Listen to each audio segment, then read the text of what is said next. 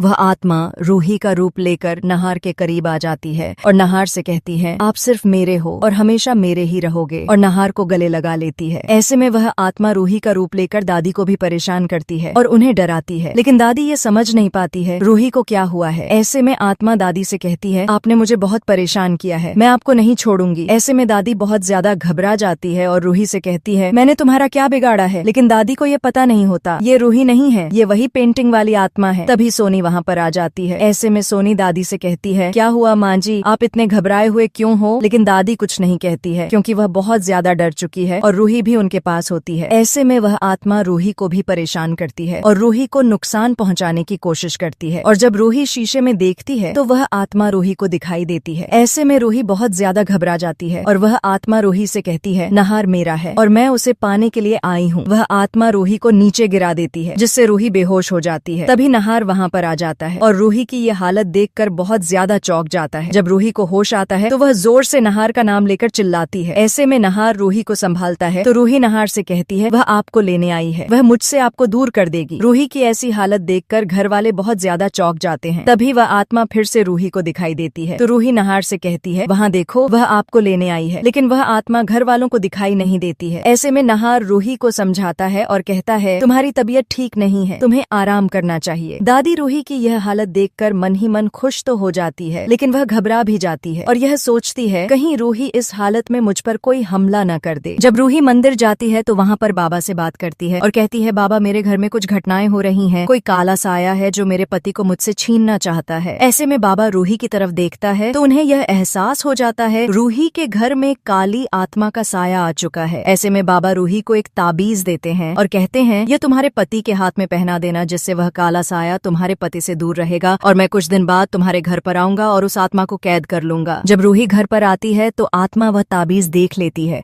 और रूही पर हमला करने की कोशिश करती है, लेकिन वह ताबीज की वजह से आत्मा रूही का कुछ नहीं कर पाती है। लेकिन वह आत्मा नहार को अपने वश में कर लेने वाली है। ऐसे में रूही भी यह ठान लेती है, चाहे कुछ भी हो जाए वह नहार को कुछ नहीं होने देगी और आत्मा को घर से बाहर निकाल कर रहेगी। रूही ताबीज को संभाल कर रखती है और मौका देखकर नहार को पहना देती है, लेकिन जैसे ही ताबीज नहार के हाथ में जाता है आत्मा बहुत जोर से चिल्लाती है और पूरा घर हिलने लगता है। खिड़कियां अपने आप बंद हो जाती हैं, दरवाजे जोर जोर से बजने लगते हैं और हर कोई डर जाता है। सोनी दादी और बाकी घर वाले यह सब देखकर सहम जाते हैं, लेकिन उन्हें समझ नहीं आता कि आखिर हो क्या रहा है। रूही नहार का हाथ पकड़कर कहती है, आप घबराइए मत, ये ताबीज हमें उस आत्मा से बचाएगा। लेकिन आत्मा इतनी आसानी से हार मानने वाली नहीं होती। वह बार बार नहार को अपने पास खींचने की कोशिश करती है। कभी सपनों में तो कभी जागते हुए नहार के कानों में फुसफुसाती है कि तुम मेरे हो और हमेशा मेरे रहोगे। नहार धीरे धीरे कमजोर होने लगता है और कभी कभी गुस्से में रूही से भी अजीब तरह की बातें करने लगता है, जिससे रूही और ज्यादा परेशान हो जाती है। दादी इस सबको देखकर सोचती है, अगर यह आत्मा रूही को नुकसान पहुंचा दे तो अच्छा होगा, क्योंकि तभी नहार फिर से उनके काबू में आ जाएगा। लेकिन अंदर ही अंदर दादी को यह डर भी सताता है कि अगर आत्मा पूरी तरह नहार पर हावी हो गई तो उनका पोता भी उनसे दूर चला जाएगा। सोनी बार बार दादी से पूछती है, माँ जी आखिर घर में ऐसा क्या हो रहा है, आप हमें कुछ बताती क्यों नहीं हो। लेकिन दादी खामोश रहती है। रूही मजबूरी में बाबा को फिर से बुलाने का फैसला करती है और बाबा को सारी बात बताती है। बाबा कहते हैं, यह आत्मा बहुत शक्तिशाली है, इसे साधारण मंत्रों से नहीं निकाला जा सकता, इसके लिए विशेष पूजा करनी होगी और इस पूजा में नहार का साथ होना जरूरी है। रूही बाबा की बात मान लेती है और तय करती है, चाहे कुछ भी हो जाए नहार को इस पूजा में जरूर शामिल करेगी। आत्मा को जब यह बात पता चलती है तो वह और ज्यादा उग्र हो जाती है। वह बार बार नहार के सामने आकर रूही का रूप धरती है। कभी कहती है, मैं ही तुम्हारी असली पत्नी हूँ, कभी कहती है रूही झूठी है और तुम्हें धोखा दे रही है। नहार बहुत उलझन में पड़ जाता है। कभी उसे लगता है वह आवाज सच कह रही है तो कभी उसे रूही की आंखों में सच्चाई नजर आती है। एक रात आत्मा नहार को अपने साथ ले जाने की कोशिश करती है। वह उसे खिड़की तक खींच लाती है और कहती है, चलो मेरे साथ तुम्हें इस दुनिया से ले जाऊंगी। लेकिन तभी रूही आ जाती है और ताबीज उठाकर नहार के सामने खड़ी हो जाती है। आत्मा जोर से चिल्लाती है और पीछे हट जाती है। रूही नहार को कसकर गले लगाती है और कहती है, आप मेरे हो और सिर्फ मेरे ही रहोगे।